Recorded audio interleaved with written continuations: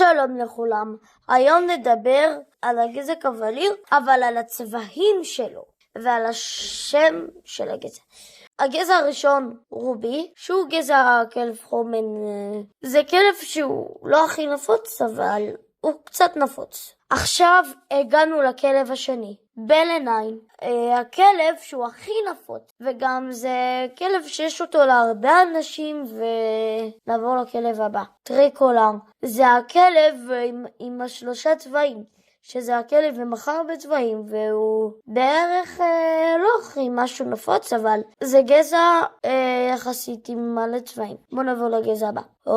הגענו לגזע האחרון, שהוא אין לו בדיוק שם של גזע, אבל קוראים לו חום שחור. כן, הבנתם. וזה גזע שהוא ממש נדיר להשגה. שהוא ממש נדיר ואין להרבה אנשים את הגזע הזה. אז חבר'ה, עד כאן. יאללה ביי.